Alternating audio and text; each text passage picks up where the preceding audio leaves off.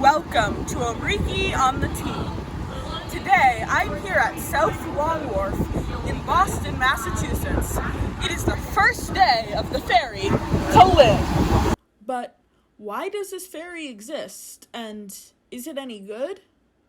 All of that in a moment, but first, let's walk on down. Okay. As you can see, this is really steep due to the high tide. I would not want to work to get a wheelchair up there. That seems really hard.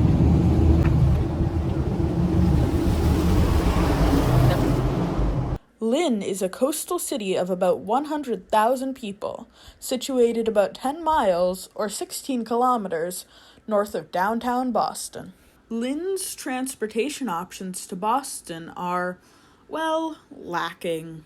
There's a Strode, Massachusetts Route 1A, that leads down to two tunnels, one of which is closing this summer 2023, which will lead to major congestion on the other routes. In terms of transit from Lynn to Boston, there are some slow local buses that will be slowed by the congestion. But luckily, Lynn has a commuter rail station. Unfortunately, it's crumbling, with parts of it fenced off and all of it in bad shape. Such bad shape, in fact, that the MBTA has started a long-term closure of the station for renovations. However, instead of running shuttle buses south to here at Chelsea Station or to here at Boston's North Station, the MBTA has decided to run them north to Swampscott Station, forcing passengers going south from Lynn to Boston having to backtrack up north. And my guess is that the majority of passengers from Lynn are headed south to Boston, and that therefore it is slowing most of the passengers. So, with no good options for Lynn residents headed to Boston, the MBTA decided to launch this ferry, the Ava Pearl, to head back and forth, which is operated by Boston Harbor City Cruises.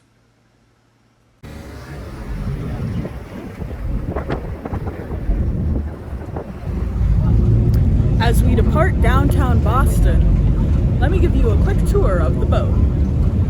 Starting here from the front, or bow, on the first level of the boat, there's a bench and sliding doors that they use for boarding. They seem to use the front, or bow doors in Lynn, but the rear, or stern doors in Boston. Stepping inside, there's some seats, some of which have tables and outlets. They're not the most comfortable seats, but they're decently padded. Here is complimentary coffee and water. They plan to add a food and beverage service in the future, but then there won't be free water and coffee anymore. At the stern, there's these bathrooms. They're not the nicest, but having them here at all is great. Also by the stern are a second set of doors, as well as a staircase up to the second level. There is both covered and uncovered seating on the second level, all of which offers fresh air. The seats themselves seem less comfortable, and I didn't see tables or outlets, but the armrests do have cup holders. Near this seat, you can see a little out the front. There are also trash cans, which are helpful. This boat doesn't feel like the fastest boat, but it isn't too slow. And just as I said that, the boat started to roar up, and now we're going faster. There is a bit of rocking as we speed up, so that would be the best thing if you get easily seasick, but it is nice to be going faster. Outside, now that the boat has sped up, it is very windy. Very windy. It's nice, but like, it's hard to keep my eyes open, my dress is floating all around. Yeah. There's nice views of Logan Airport if you're a plane spotting type. I would not trust a hat or anything like that could blow away in this much wind. So the fare on this ferry currently, up until the end of August, I believe, is $2.40.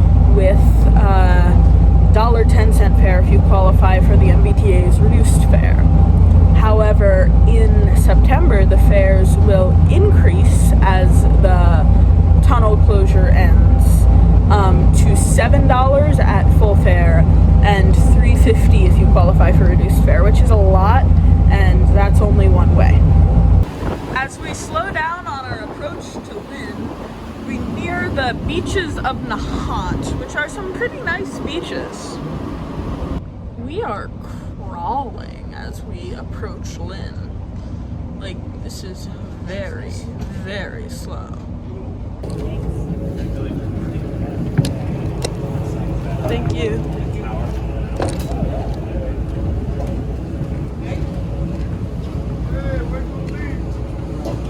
As you can see, the dock at Lynn is slightly lower than the boat.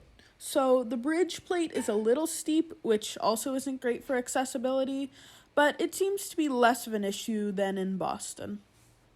While this facility may be a great park and ride, the pedestrian access is lacking. Walking this way, the sidewalk is cracked. You have to weave in and out between trees and porta potties and construction equipment. I wouldn't feel safe here after dark, and it's just sort of a long walk to the nearest actual street where people are meant to be. So they didn't check our fare today, which was nice, but the strategy is going to be pay upon exit, and it will be payable upon the M-Ticket app as well as cash and card. It's a nice service. It was fast, it was pleasant, but it really sucks that this is the best service that the MBTA provides to Lynn. There should be other options that will get you there that aren't incredibly slow for people who are seasick. The other thing that I find a big issue is that you could get on here, which the MBTA lists as accessible and seems accessible to me, and then go all the way to Long Wharf, and then if the tide isn't right, that's not accessible, and then you're just like stuck. I don't know what you do in that situation. So yeah, that's a big problem for me. I think with the current fare of $2.40 with a reduced fare of $1.10, that's pretty good. I would give this service with that fare an 8 out of 10, but because it's not accessible, 5 out of 10. So its current score is 5 out of 10 as of June 2023. But starting in September 2023, when they hiked the fare to $7 one way, I think that lowers the score by at least a point, so I'll give it 7 out of 10, but since it's not accessible, that would be a 4 out of 10, which really sucks that the best service that the T provides to get between Boston and Lynn at the moment is only a 5 out of 10. Thanks for watching. Feel free to like, subscribe, or leave a comment if you want to. Don't feel pressured, though. Bye.